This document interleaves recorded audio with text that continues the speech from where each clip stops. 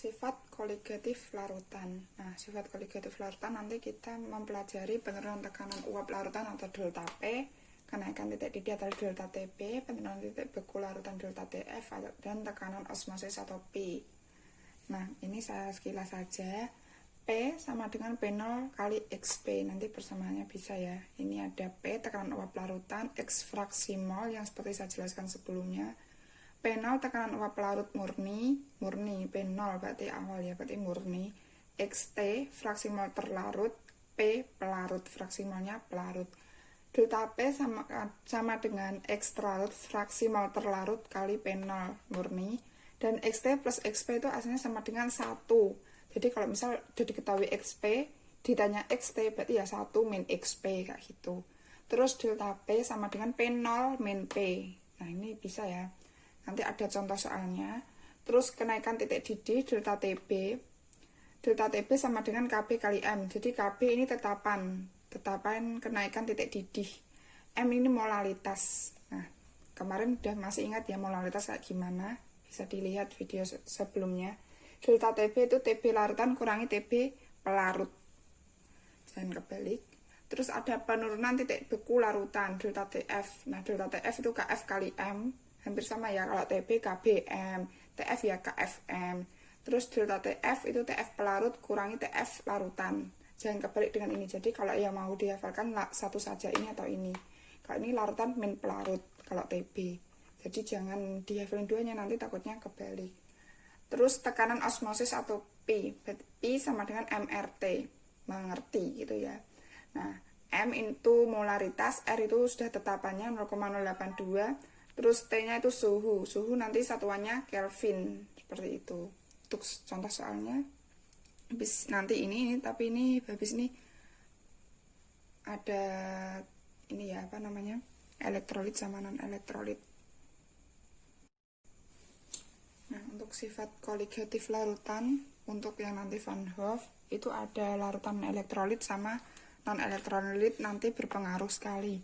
Nah, untuk pengaruh jumlah partikel pada kedua jenis larutan tersebut disebut dengan sebagai faktor Van Hoff atau I ini. Nah, I sama dengan 1 ditambah N-1 kali alfa. Nah, N sendiri jumlah total koefisien dari larutan elektrolit itu, dan alfa ini derajat ionisasi. Nah, untuk larutan ini kan ada elektrolit sama non-elektrolit. Nah, untuk larutan elektrolit itu kan ada dua, elektrolit kuat sama elektrolit lemah. Nah, kalau larutan elektrolit kuat, itu kan ada contohnya kayak H2SO4. Contohnya misal ada H2SO4, terus ada HCl. Kayak asam kuat biasanya kan di golongan 7A ya. 7A, misal apa? HBrHI, HClO4 misalnya. Terus ada basa kuat di 1A atau 2A. Kayak KOH, NaOH, seperti itu. Dan garam yang lain. Terus, ini apa kalau elektrolit kuat kan alfa sama dengan 1. Dan I itu sama dengan N atau jumlah mol. Nah, maksudnya itu gimana? Maksudnya itu seperti ini. Nah, I kan, kenapa kok dapatnya N? Saya urat di sini. Nah, itu kan I sama dengan 1 ditambah N-1 kali alfa. Nah, alfanya kan 1, berarti 1 ditambah N-1 kali 1. Berarti sama dengan 1 ditambah N-1. Ya kan, kalau dikali 1 kan sama. Berarti I sama dengan N. Ya kan? Untuk contohnya larutan elektrolit, untuk pencariannya saya misalkan H2SO4. Kalau dia diuraikan kan H plus ditambah SO4 2-, ya kan. H plus ini saya kali silang, H plus ini kan 1, 2-nya miliknya SO4. Karena hanya 2, berarti ini tambah 2, jadi hanya ada 2 H plus sama SO4 2-. Nah, berarti ini N-nya berapa? N-nya itu dari koefisiennya 2 tambah 1, ini kan 2, ini 1. Nah, berarti kan N sama dengan 2 tambah 1, berarti N sama dengan 3. Berarti untuk jumlah ionnya H2SO4 itu N-nya sama dengan 3, itu berarti I sama dengan 3 juga, sesuai ini. Contoh lain itu ada Misal HCl. Nah, HCl kan itu dari H plus ditambah Cl min. Ini kan satu-satu ya indeksnya. Berarti ini H plus sama Cl min. Berarti ini N-nya berapa? Nah, ini kan 1, ya kan? Ini kan 1. Berarti N sama dengan 1 ditambah 1 sama dengan 2. Berarti untuk HCl N-nya 2. Nah, untuk elektrolit lemah itu kan alfa di antara 0 dan 1, berarti kayak 0, nah itu pakai rumus ini nanti. I sama dengan 1 plus N-1 kali alfa sama juga. Nah, untuk yang non elektrolit itu alfa sama dengan 0. Nah, alfa sama dengan 0 kan ini I sama dengan 1. Nah, untuk I sama dengan 1 itu didapat dari mana? Nah, didapat dari ini nanti.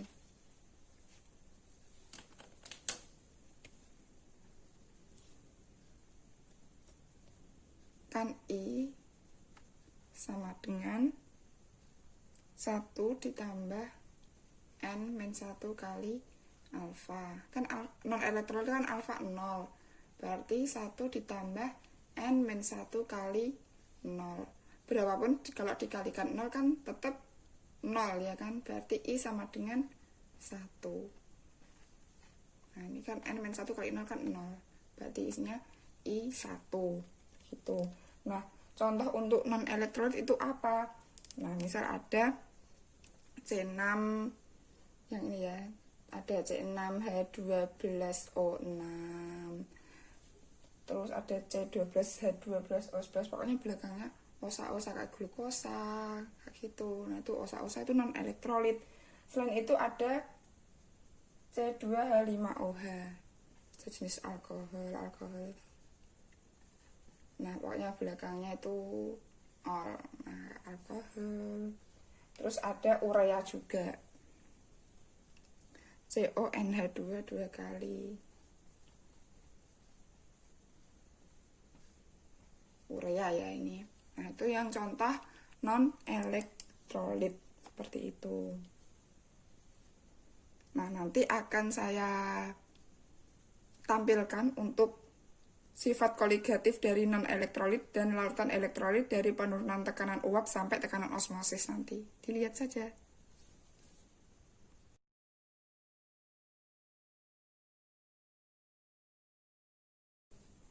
Nah, ini untuk yang tabelnya secara umumnya kayak gini. Kalau yang kita udah tahu non elektrolit atau tahu elektrolit, hasilnya sama, cuma bedanya ini saja, ada I-nya. Itu. Jadi kalau misal di soal tidak diketahui dia itu elektrolit atau tidaknya, itu pakainya yang non elektrolit. Tapi kalau diketahui dia itu elektrolit, nanti kita mencari I dulu, yang seperti sebelumnya yang saya jelaskan tadi.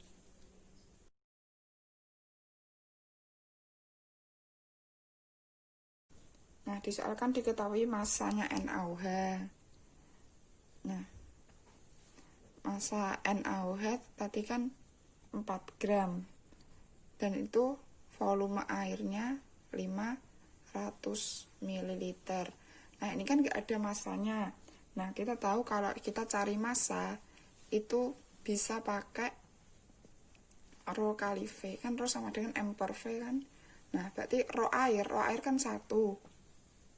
Ya kan? Terus kali V airnya 500. Berarti masanya 500 gram seperti itu. Berarti ini massa airnya, massa pelarutnya. Berarti massa terlarutnya kan 4 per mR-nya NaOH itu 40 kali 1000 per massa pelarutnya 500 coret. Berarti 1/5 0,2 molal dapat.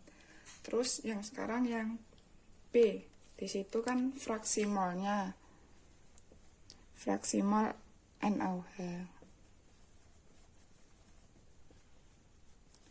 Nah, fraksi mol kan rumusnya apa? Mol terlarut per mol terlarut ditambah mol pelarut sama dengan mol pelarutnya berapa? Dari kan mol kan massa per mr. Massa terlarutnya kan 4 per 40, mr-nya NaH per 4 per 40 ditambah massanya air kan 500 per mr-nya air kan 18, ya kan. Berarti sama dengan 0,1 bagi 0,1 ditambah nanti itu 27,78. Nah, terus sama dengan 0,1 bagi 27,88. Berarti sama dengan 0,00358 nanti. Seperti itu. Nah, selanjutnya soal nomor 2 itu di soal bisa dilihat berapakah molalitas dan fraksi molar larutan urea 10% urea dalam air. Nah, 10% urea dalam air ini bisa dibilang 10% urea itu ureanya 10 gram. Dan kan dalam air, berarti airnya berapa gram? Kan 10%, berarti kan 90% air. Berarti 90 gram itu dia air. Seperti itu. Berarti langsung saja kita cari molalitasnya. Seperti tadi, massa terlarut bagi mr kali 1000 per massa pelarut. Berarti massa terlarutnya berapa? Yang terlarut kan urea. Yang terlarut itu dapat habis. Nah, yang pelarut, massa pelarut itu yang melarutkan. Yang tadi apa? Melarutkan air. Berarti massa terlarutnya 10 dibagi mr urea itu 60 ya. 60 dikali 1000 per massa pelarutnya 90.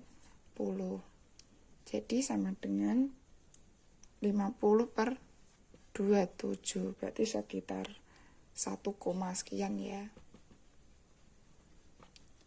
moral. Nah, terus yang kedua kan yang ditanya itu fraksi mol. Nah, fraksi mol seperti tadi, berarti mol urea dibagi mol urea ditambah mol air.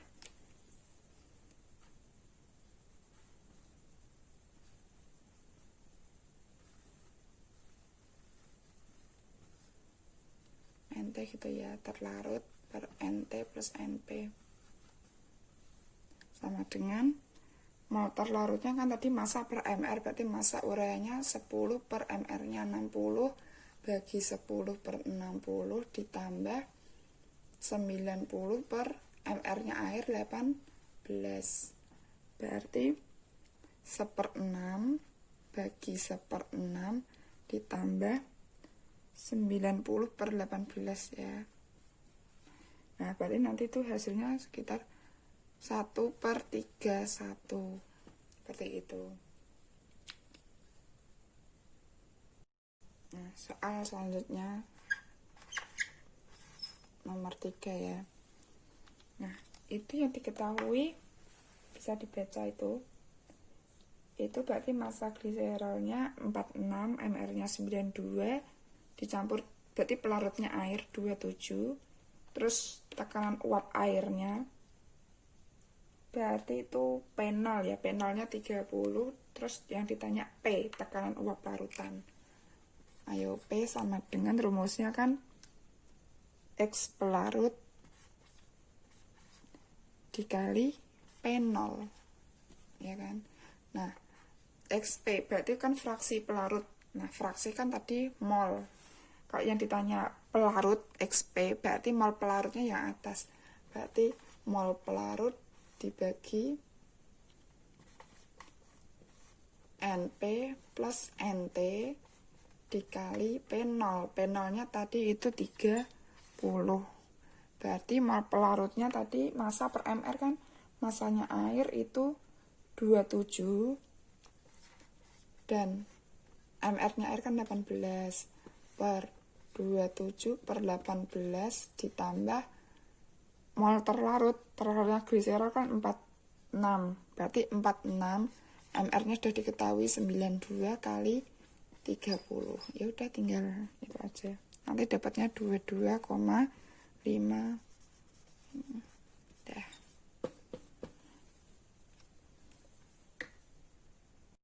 Nah, nomor 4 kan itu diketahui massa itu ya 20 gram massa zat. Berarti massa terlarutnya itu 20 gram dalam 1 liter air, berarti volumenya 1 liter air. Terus massa jenisnya 1, mendidih pada suhu 100,052 derajat Celcius. Berarti itu termasuk TB. Titik didih larutannya itu tadi 100,052 derajat Celcius. Terus KB-nya, tetapannya itu 0,52 derajat Celcius. Yang ditanya MR. Nah, seperti itu, berarti itu MR. Nah, kita tahu rumusnya kan delta TB sama dengan KB kali M. Ya kan? Nah, delta TB-nya berapa? Kan delta TB kita belum tahu ya itu ya. Nah, cara nyarinya itu bisa ini diketahui dari sini. Nah, caranya kan tadi delta TB itu rumusnya kan TB dikurangi TB 0. Nah, TB kan larutan dikurangi titik didih pelarutnya. TB-nya kan tadi 100,052 dikurangi. Nah, kan ini kan air, berarti pelarut air kan itu titik didihnya 100. Gini, berarti hasilnya 0,052 derajat Celcius. Berarti delta TB-nya 0,052.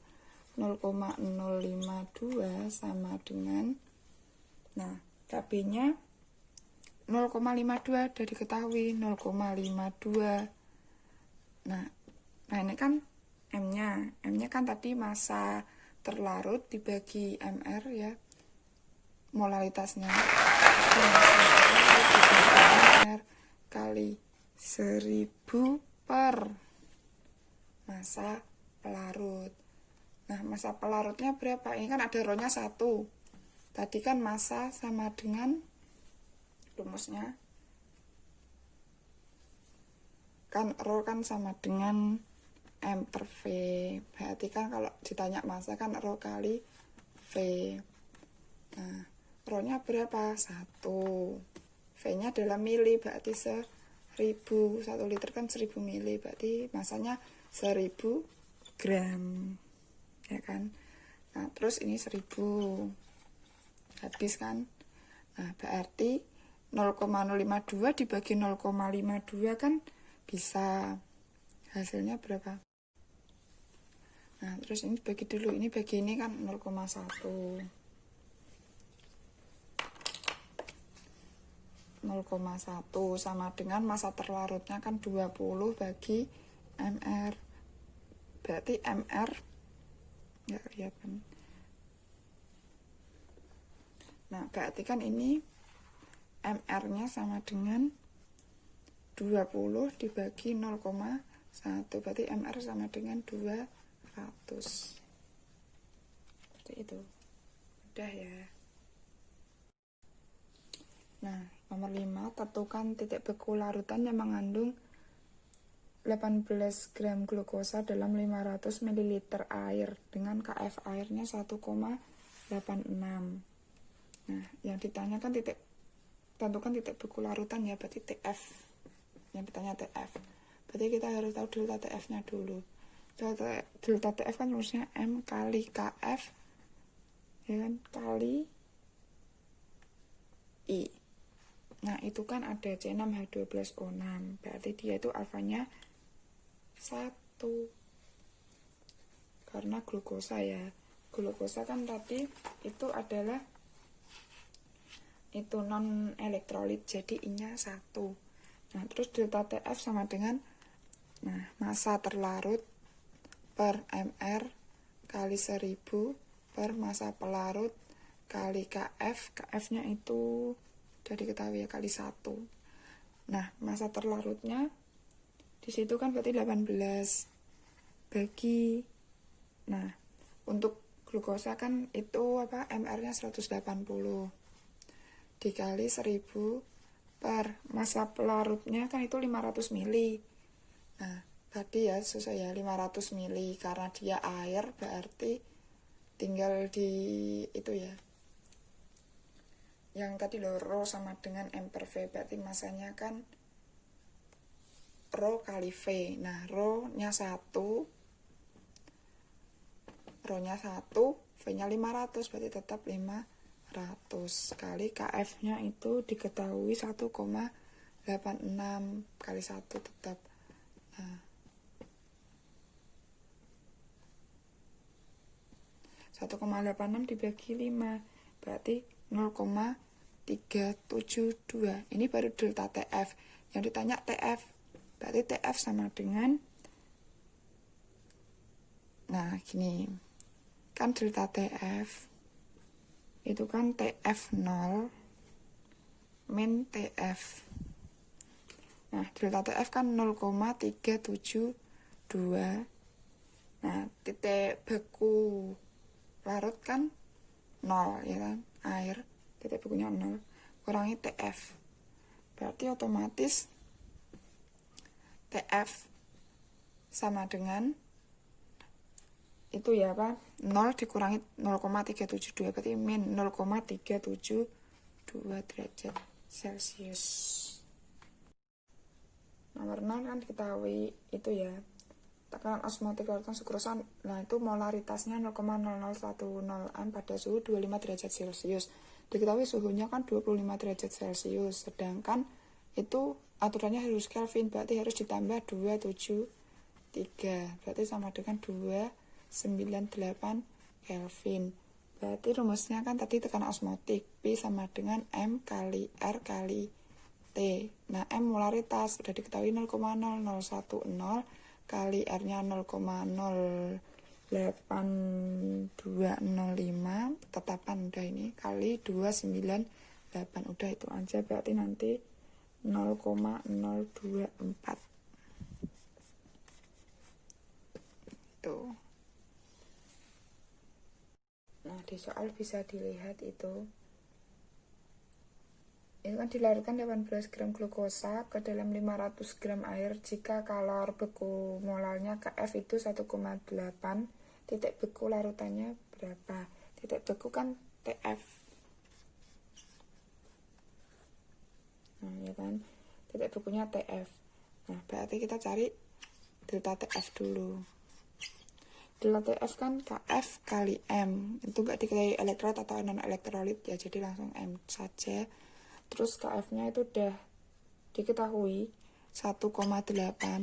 Nah, ini molalnya, berarti massa terlarut per MR kali 1000 per massa pelarut.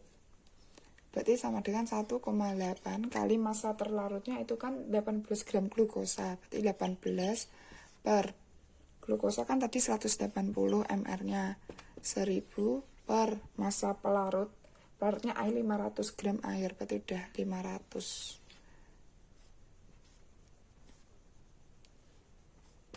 Berarti sama dengan 1,8 bagi 5 kan, berarti 0,36 derajat Celcius. Nah, yang ditanya itu kan TF ya kan. Nah, berarti TF-nya berapa? Nah, TF kan itu rumusnya titik beku pelarut kurang titik beku larutan, bisa dilihat nanti. Nah, berarti TF sama dengan titik beku pelarutnya berapa, yang T0 itu. Nah, berarti 0 titik bekunya dikurangi 0,36, berarti TF min 0,36 derajat Celcius.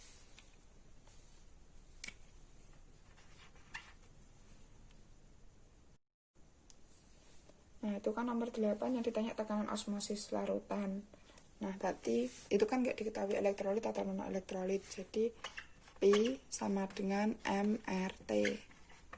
Nah, molaritas kan itu belum diketahui, jadi pakai aja massa per mr kali 1000 per mili, ya kan. Terus dikali R-nya kan udah tetapan, anggap aja 0,082 saja, nggak apa-apa. Nah, itu kan suhunya itu diketahui 27 derajat Celcius. Untuk jadi Kelvin kan 2 tambah 273, berarti sama dengan 300 Kelvin, ya kan. Berarti ini 300. Nah, berarti massa terlarutnya itu berapa? Kan itu massa terlarutnya 7,2 per mr-nya glukosa 180 kali 1000 per 400 mili, yaitu 400 kali 0,82 kali 300. Nah, nanti ini didapat menjadi 2,46. Nah, seperti itu.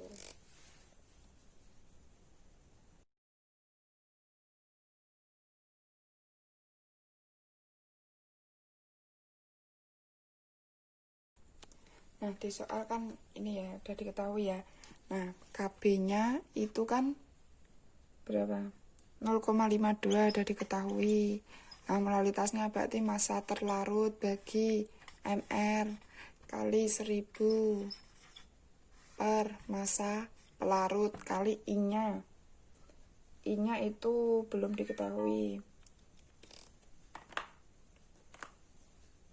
Nah, I-nya itu bisa pakai tadi ya, 1 I sama dengan 1 ditambah N-1 kali alfa. Nah, I sama dengan 1 ditambah N-nya itu 3 dari MgCl2 sih hasilnya gini. MgCl2. Biar gampang kan Mg1Cl-nya 2, berarti 3 gitu biar gampang. Hasilnya kan dari Mg plus ditambah gini, Mg plus ditambah 2Cl min 1 sama 2, 3. Min 1 kali alfanya itu 0,9. Nah, nanti bisa didapat 1 tambah 2 kali 0,9. Nah, berarti 1 ditambah 2 kali 0,9 kan berarti 1,8. Berarti sama dengan 2,8, ya kan. Nah, berarti ini juga sama. I-nya 2,8. Berarti sama dengan 0,52 dikali massa terlarutnya itu berapa itu? 1 gram ya, 1 gram MgCl2 1 per. Nah, mr-nya 95 kali 1000 per massa pelarutnya kan itu 500 gram kali 2,8. Berarti sama dengan nanti didapat 0,032. Ini baru delta TB-nya. Nah, sekarang TB, titik didih larutannya. Berarti ya tambah aja TB0 ditambah 0,032, berarti sama dengan 100,032 derajat Celcius. Nah, ini seperti itu. Nah, untuk yang B ini ya. Nah, untuk yang B itu kan ada yang ditanyakan titik beku, berarti TF ya. TF-nya nanti berapa? Nah, kita tahu itu delta TF sama dengan KF MI. Berarti sama dengan KF-nya berapa? KF-nya itu 1,86 dikalikan M. M-nya sama ya, 0,022 dari sini, 0,022. Terus dikali 2,8 sama. Nanti hasilnya sama dengan 0,115. Nah, terus titik beku larutannya berapa? Nah, itu 0 dikurangi delta TF 0,115. Berarti sama dengan min 0,115 derajat Celcius. Nah, terus yang terakhir molaritasnya itu udah diketahui. Terus yang ditanya kan tekanan osmotik. Tekanan osmotik rumusnya kan MRT, karena itu larutan elektrolit, ya kan. Elektrolit non elektrolit kan tadi, yang berarti itu elektrolit lemah ya kan, derajat ionisasinya 0,9, alfanya kali I. Nah berarti sama dengan M-nya berapa? Nah karena molaritas larutan kan itu tadi kan molaritas larutan itu juga dianggap 0,022, itu untuk larutan encer. Kemolalan dan kemolaran mempunyai nilai yang hampir sama. Jadi untuk larutan encer, kemolalan dan kemolaran mempunyai nilai yang hampir sama. Jadi molaritas larutan tadi. Nah terus Pi sama dengan M. M-nya tadi itu ya 0,022, dianggap sama 0,022 kali 0,082 kali suhunya tadi kan itu 25 derajat Celcius ya kan, ditambah 273 berarti 298 kali I nya 2,8 sama dengan nanti 1,51. Seperti itu. Selanjutnya nomor 10, suatu larutan elektrolit biner 0,5 molar membeku pada suhu min 155 derajat Celcius. Jika nilai Kf-nya 1,86, hitung derajat ionisasinya. Nah, elektrolit biner, yang namanya biner ya, itu N sama dengan 2. Nah, terus yang ditanyakan derajat ionisasi, berarti alfanya berapa? Nah, itu kan ada Kf ya, berarti otomatis kita tentang titik bekunya itu. Nah, delta TF sama dengan M Kf I, karena ada derajat ionisasi. Nah, berarti delta TF kan itu udah membeku pada suhu min 1,55, berarti delta TF itu 1,55. Karena delta kan itu jaraknya, berarti nggak usah min kayak gitu. Nah M kan karena tadi 0, jarak 0 dengan min 1,55, berarti kan 1,55. Nah M nya itu 0,5 molar, 0,5. Kf nya juga udah diketahui 1,86 kali I, ya kan, nanti I nya dapat 1,66. Lanjut kita ke cari yang itu. I sama dengan 1 ditambah N min 1 kali alfa. Nah terus tadi kan I nya udah dapat 1,66 sama dengan 1 ditambah N nya biner 2 min 1 kali alfa. Berarti 1,66 dikurangi 1 kan 0,66 sama dengan 2 kurang 1 kan 1 alfa. 1 alfa itu alfa, berarti hasilnya 0,66.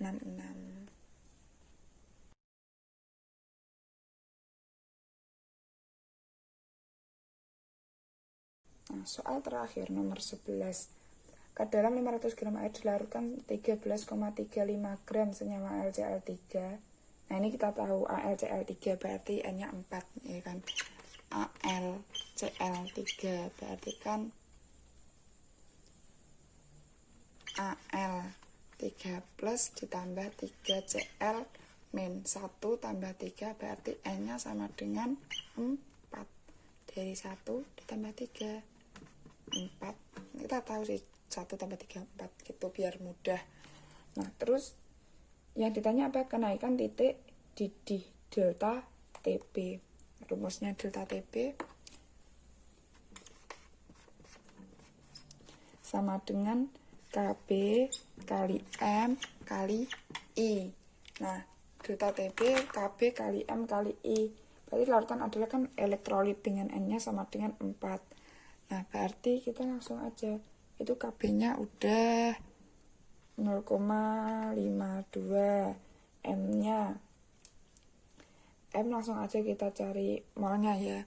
Massa terlarutnya 13,35 per MR-nya 133,5. MR itu ya, yang AlCl3 itu 133,5 kali 1000 per massa pelarut. Massa pelarutnya berapa? 500 gram, berarti 500 kali I. Nah, I-nya itu kan berapa itu? Udah itu ya, apa? Kan rumusnya apa? 1 ditambah N-1 kali alfa. Nah, berarti langsung aja. Gak apa-apa. Berarti ini langsung 1 ditambah N-nya 4 min 1 kali alfanya 0,8. Seperti itu. Terus sama dengan 0,52. Ini udah bisa dibagi ya. Ini berarti kan hasilnya 0,2. Ini kan 2. Ini berarti kan udah dikalinya 0,2 kali ini 1 ditambah 3 kali 0,8 sama dengan 0,52 kali 0,2 kali 3 kali 0,8 berarti 1 ditambah 2,4 berarti 0,52 dikali 0,2 dikali 3,4. Nah, nanti itu hasilnya 0,354.